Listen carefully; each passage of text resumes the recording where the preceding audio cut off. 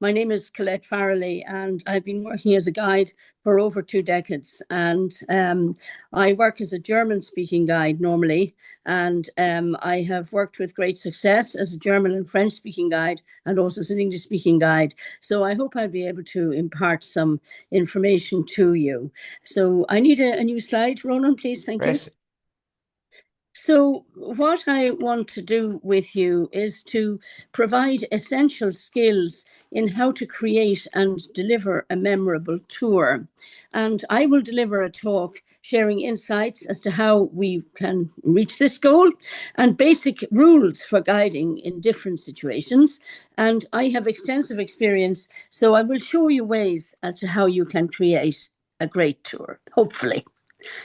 I need a new slide, please, Ronan.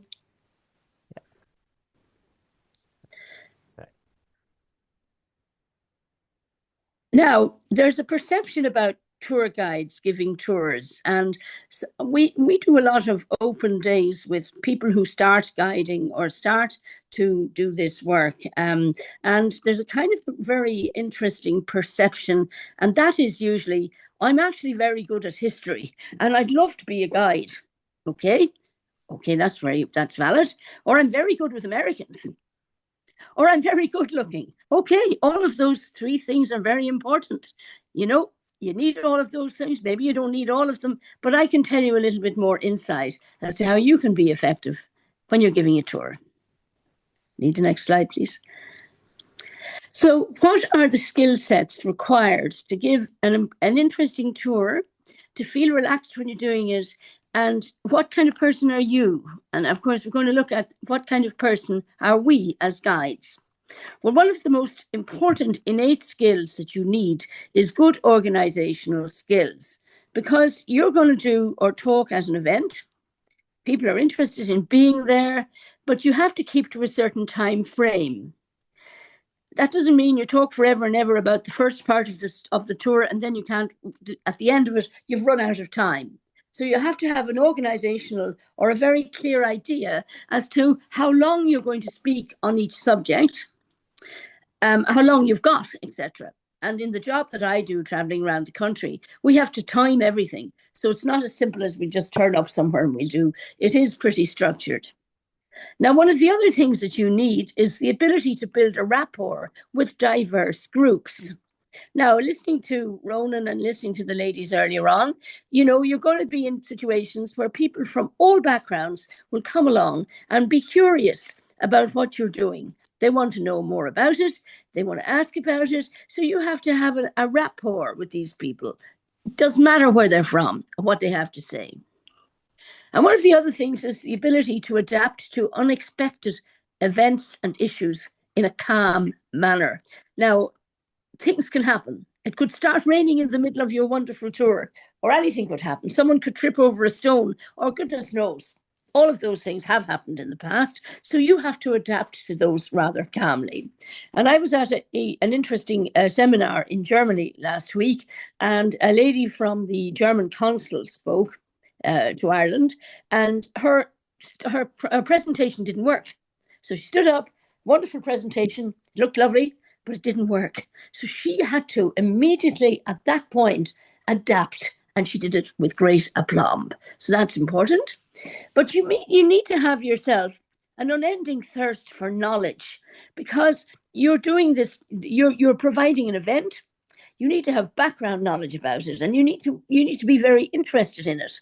And if you're telling a story to people or doing a tour, it's very important that you have a lot of knowledge in the background, because you have to have the ability to turn your newfound knowledge into a story. And knowledge is so important. You're never ending. Even me, we all learn every other day. We have a great saying ourselves as tour guides: every day is a school day. And we often say that and we rather chuckle as if to say, yes, I've learned something new today. Okay, that's one thing. Now, we need a new slide, Ronan, thank you. So we're talking about structured learning. So, for example, you're going to visit, or you want to show people an interesting landmark in a place, or an 18th century old house or something. So you have to do some structured learning. and continued learning about that. And I find one of the best places to go is your local library.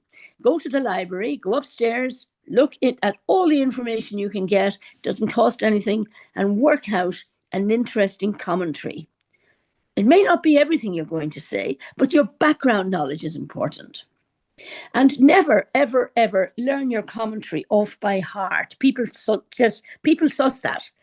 It's very easy, perhaps I've seen it when someone reads something or learns something by heart, and you have that feeling that they're not that enthusiastic. They just want to get it over with.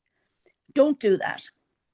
And sometimes when you're out and you're giving a tour or an event, and some of your clients might ask a question, and a lot of times, I will admit, I don't know the answer. But I go off to the library or I look it up or I Google it, and that is a great opportunity to enhance our knowledge.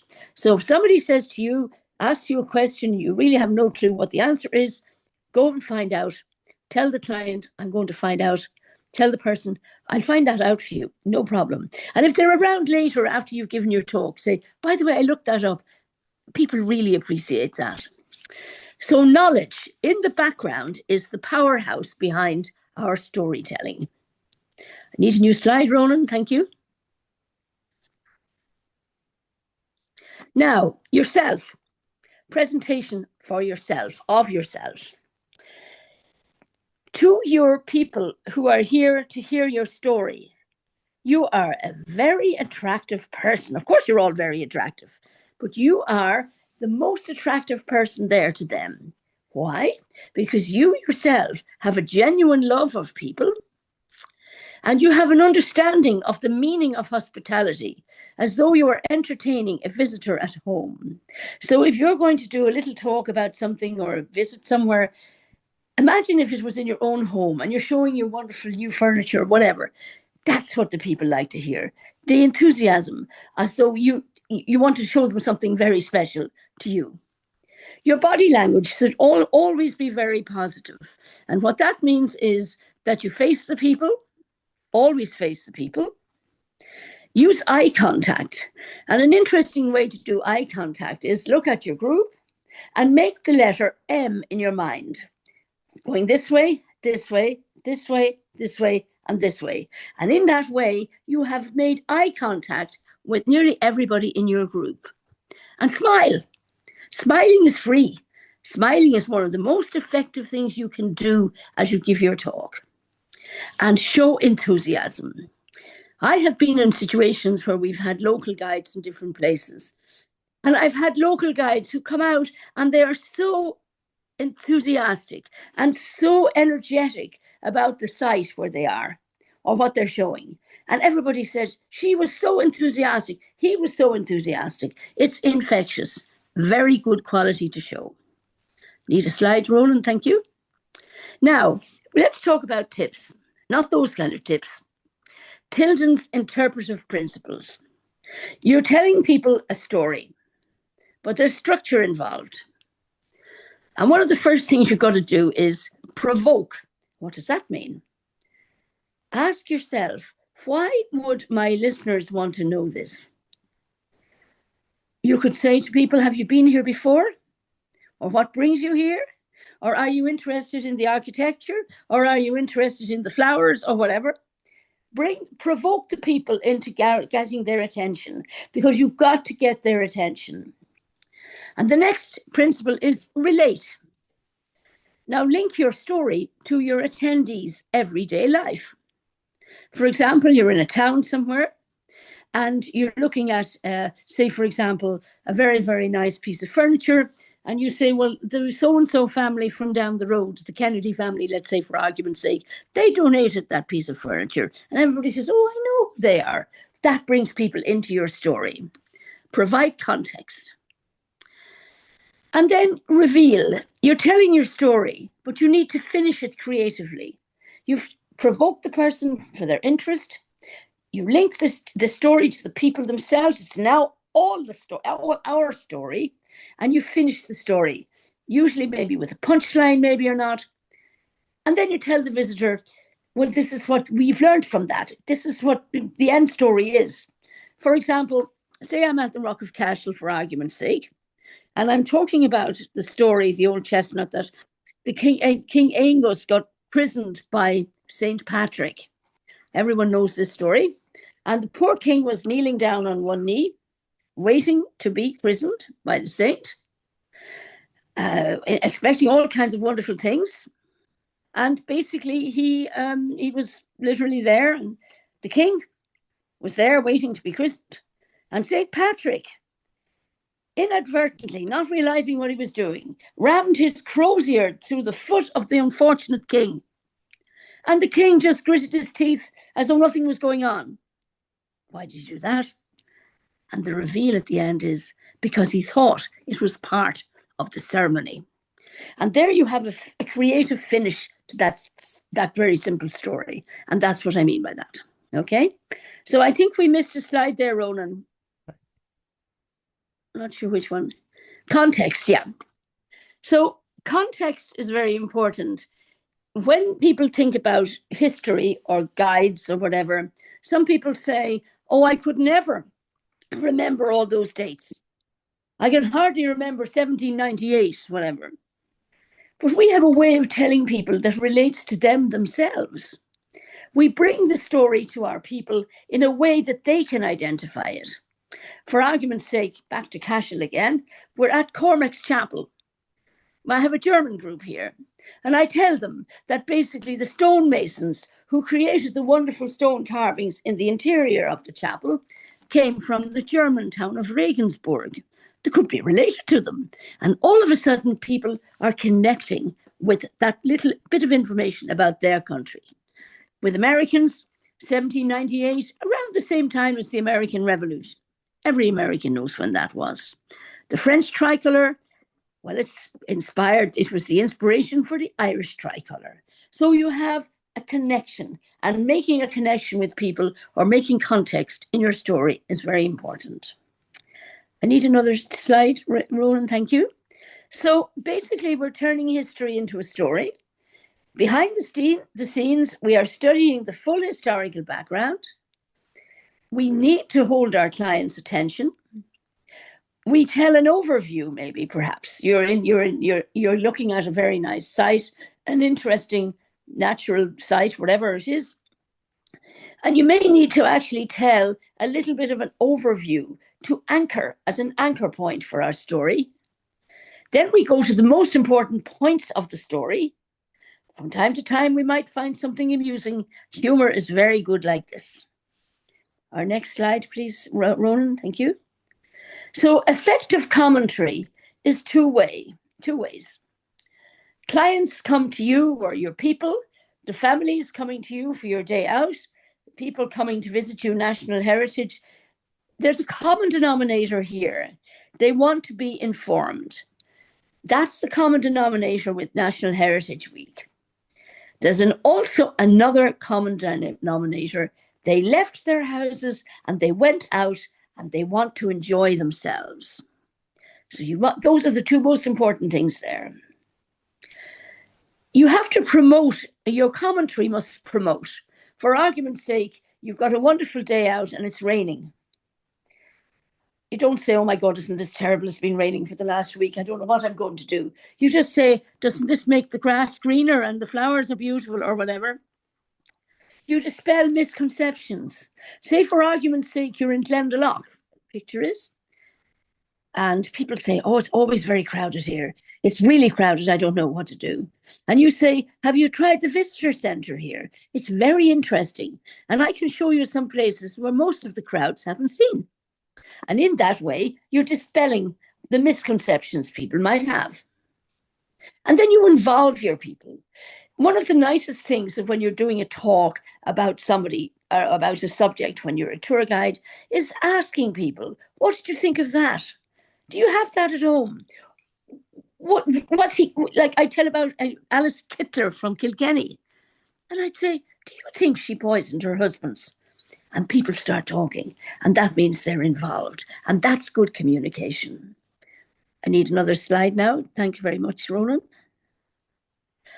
Now, okay, another example, say we're in Cashel. We're back in Cashel again. Seem to like Cashel. And we arrived there, and the first thing that people might want is, say, they need to use the toilet, or there's a very steep hill. Or if you've got some very important things to tell people and you're going to show your tour and it's before lunch, maybe it's 12:30 or whatever, and people go to lunch at 1 o'clock, or there's something terribly important happening after when you speak, what you have to do. We always say, only when our clients are comfortable, well fed and watered, can we expect a reaction. So, for example, if your people are not comfortable, we then have to like the timings. If you're going to do a tour just before people are usually going to have lunch, maybe it might be better after lunch because you get a better reaction. We need another slide. Thank you, Ronan. Thank you. So here's a few do's and don'ts for you all. Humor. It's very important. Do lace your commentary with witty comments, just like you were talking to your friend, and just make it your own natural humor. You don't have to get up and tell a joke. You don't have to be Hal Roach in the olden days. You don't have to do that.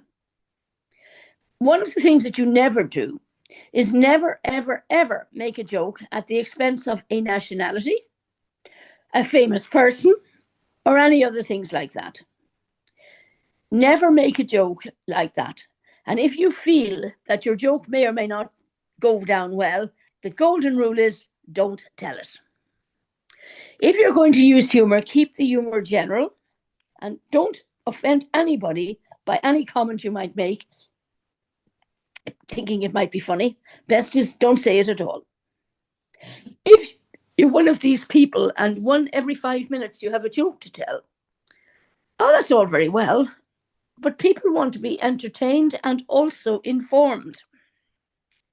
And if you're telling jokes all the time, you turn out to be some kind of a diva or looking for approval from these people. And that doesn't work either. And on the other hand, too much information sends them all to sleep. So there's a happy medium here. I need another slide, Ronan. So this brings to an end my short expose on basically what it is to be a good guide or a good narrator, a good entertainer or whatever. And I would really welcome your questions. And I find there's one or two here that I'm reading, and I can maybe, Yes. or can you see any? I'll call them out to you, Colette, no bother. Thank you. Thank you Thank you very much for the wonderful presentation. Thank you.